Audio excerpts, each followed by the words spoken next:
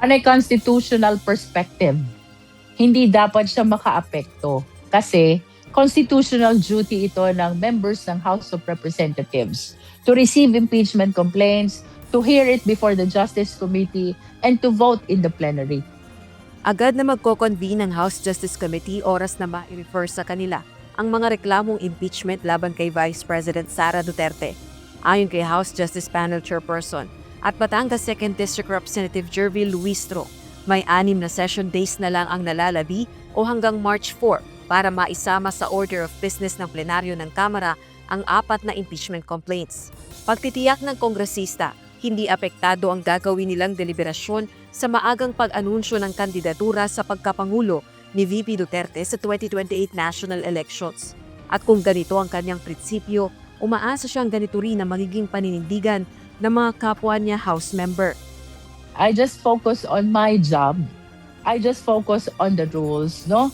So, again, this is a duty regardless of our political affiliation or alignment, no?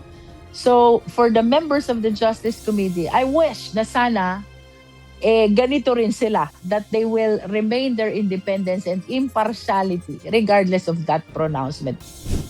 Samantala, naniniwala naman si House Deputy Speaker at La Union 1st District Representative Paulo Ortega na posibleng siyasatin ang bank records ni Vice President Duterte sa isasagawang impeachment proceedings. Isa sa 2 endorser ng ika-4 na impeachment complaint si Congressman Ortega at kabilang sa aligasyon sa reklamo ang hindi umano maipaliwanag na yaman ng pangalawang Pangulo, hindi totoo at buong deklarasyon ng assets, liabilities, and net worth. Giit ni Representative Ortega, kung required ang public officials na i-disclose ang lahat ng ari-arian at mamuhay ng simple, seryosong usapin sa konstitusyon na hindi maaaring ipagsawalang bahala ng Kamara ang anumang material omission o hindi tamang pagdedeklara ng yaman.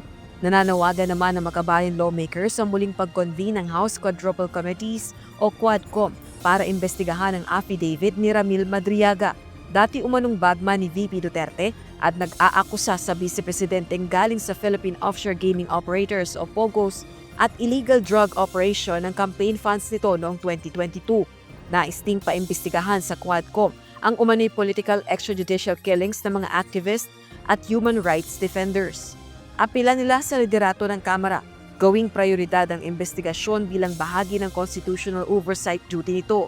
Hindi rin nila ito partisan politics, kundi tungkol sa pananagutan sa bayan. Wala pang pahayag kaugnay nito ang tanggapan ni Vice President Duterte. Rosa Licoz, UNTV News and Rescue. Diyos ang aming sandigan, serbisyo publiko ang aming pinahahalagahan.